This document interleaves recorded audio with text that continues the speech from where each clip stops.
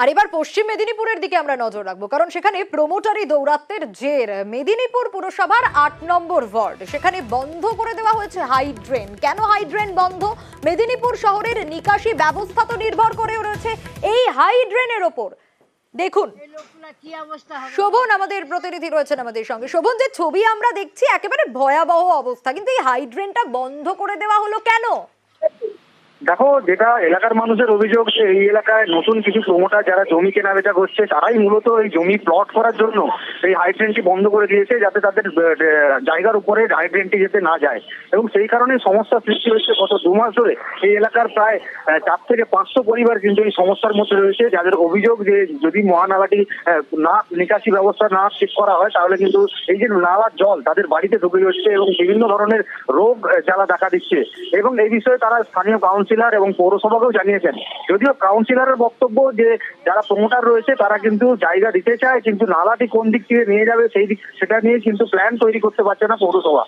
অন্যদিকে পৌরসভার পৌরপ্রধান তিনি সাফ জানিয়েছেন যে যারা প্রমোটারি করছে তারা অপরিকল্পিতভাবে এভাবে কাজ করে যাচ্ছে। মহানালার জন্য যদি জায়গা না দেওয়া হয় তাদের কিন্তু যারা নতুন জমি কেনাবেচা করছে তাদেরকে কিন্তু সেখানে প্ল্যান দেওয়া হবে না পৌরসভার পক্ষ থেকে। বেশ শোভন, মেদিনীপুর শহরের এই নিকাশি ব্যবস্থা নির্ভর করছে এই মহানালার উপর। স্বাভাবিকভাবে সাধারণ মানুষ নাজেহাল। কি অভিযোগ তাদের শুনুন। চেয়ারম্যানের কাছেও লিখিত জমা দেওয়া হয়েছে 20-30 জন মিলে, কমিশনারের কাছেও লিখিত জমা দেওয়া আছে, ওনারা কোনো কিছুই করছেন না। ড্রেন আছে, আমাদের ড্রেন বন্ধ করে দিয়েছে প্রমোটাররা, আর হুমকি দিচ্ছে, মারধরের হুমকি দিচ্ছে। সব বন্ধ হয়ে গেছে, লালাও বন্ধ করে দিয়েছে। আমরা এইভাবে গোটা নতুন পল্লী, তারপরে পিড়ি বাগান, তারপরে ওই পাশে নিচু পাড়া সবাই ভাসছি জলে। কোনো ব্যবস্থা নেই, কোনো লালাও কাটছে না, কিছু নয়। প্রমোটাররা চিৎকার চেঁচামেচি করছে, মারধর করতে আসছে।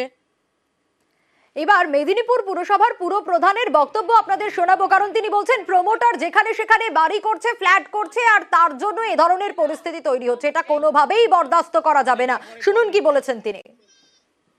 পুরসভা থেকে আমাদের স্যানিটারি ইন্সপেক্টর, ওয়ার্ডের কাউন্সিলর ইন্দ্রজিৎ পানিগ্রাহী সব এবং লেবারদেরকে নিয়ে যেয়ে আমরা ড্রেনটা কেটেছি।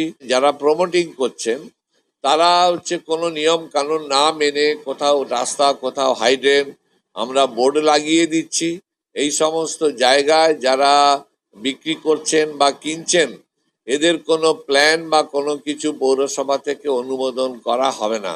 নয়নজলিতে যাওয়ার মতন জায়গায় সব বাড়ি করে নিচ্ছে। শহরে জল জমে থাকবে, এটাকে আমরা বরদাস্ত করব না।